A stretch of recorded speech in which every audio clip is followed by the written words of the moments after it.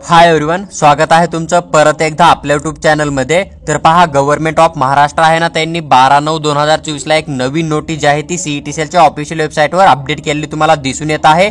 यामध्ये जे काय आपलं ग्रुप बी चे अकॅडमिक इयर राऊंड 1 साठी प्रोसेस चालू होती ना 2024-25 साठी, त्याचबरोबर ग्रुप सी अलाइड कोर्स, त्याचबरोबर जो आपला काय थर्ड राऊंड चालू होता ना बीएससी नर्सिंगचा, तर ह्याची जी काय अकॅडमिक इयर 2024-25 ची ऍडमिशन प्रोसेस आहे ना, तर त्याच्या रिगार्डिंग तुम्हाला गव्हर्नमेंट ऑफ महाराष्ट्राने एक अत्यंत महत्त्वाची जी आहे ती नोटीस रिलीज केली सीईटी सेलच्या ऑफिशियल वेबसाईटवर बघायला मिळत होती। आणि तुमचा सर्वांचा मला एक कॉमन डाऊट येत होता की सर, महाराष्ट्र स्टेटमध्ये जे काय आपला group A, group B plus group C जो आहे ना, तर त्याचा राऊंड 1 आहे, तर त्याची जॉईनिंग डेट जी आहे ती संडे आणि सॅटर्डे येत आहे। तर त्यामुळे आम्ही डीडी वगैरे कसा बनवायचा, आम्ही जर कॉलेजमध्ये चेक दिला किंवा कॅश पेमेंट दिलं तर चालेल का? त्याचबरोबर बीएससी नर्सिंगला पण सेम तुम्हाला जॉईनिंग डेट मिळते।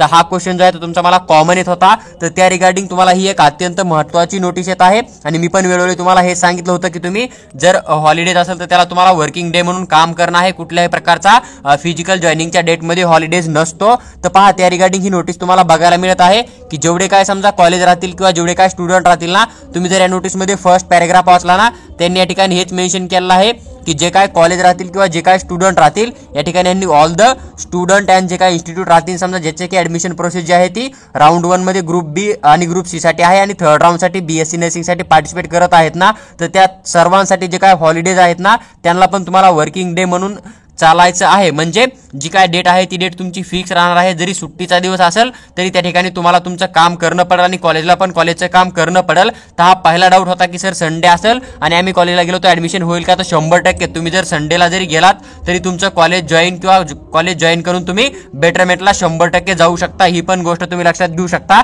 तुम्हाला जे आहे ते वर्किंग डेची वेट करायची गरज नाहीये पडणार। त्यानंतर सेकंड डाऊट हा होता की सर, आता हॉलिडेज आहे समजा, कॉलेजवाले जो वर्किंग डे मानून समजा काम करतील, कॉलेज जॉईन करून घेतील किंवा मग बेटरमेंटला समजा अप्लाय करू देतील समजा, पण कॉलेजमध्ये जी काय आम्हाला फीस पे करणं होती त्यासाठी आपल्याला एक डीडी बनवणं पडतं ना। तर मग आता सॅटर्डे आणि संडेला बँक बंद राहतील, तर मग आम्ही डीडी नेमका बनवायचा कसा? डीडी नसेल तर कॉलेजवाले ऍडमिशन देतील का?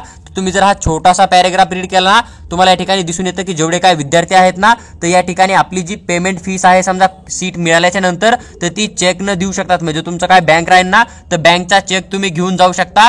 जर हॉलिडेज असेल त्या दिवशी तुम्ही जॉईनिंगला जाताय तर तुम्ही त्या ठिकाणी चेक देऊन जे आहे ते तुमचं ऍडमिशन करू शकता किंवा बेटरमेंटला अप्लाय करू शकताय। पण जरी तुम्ही समजा हॉलिडेज दिवशी, सुट्टीच्या दिवशी जरी चेक जरी देत असाल समजा, तरी तुम्हाला त्याच्या दुसऱ्या दिवशी जे आहे ते तुमचा डीडी जे आहे ते बँकेमधून बनवून कॉलेजमध्ये नेऊन सबमिट करणं कंपल्सरी आहे। तर या रिगार्डिंग ही एक नोटीस होती, अत्यंत महत्त्वाची अपडेट होती, जे की तुमचा एक कॉमन डाऊट येत होता आणि तुम्ही खूप पॅनिक होतात की सर, जर समजा आपण डीडी नाही बनवला तर ऍडमिशन दिलं जाईल का, आपलं ऍडमिशन कॅन्सल केलं जाईल का?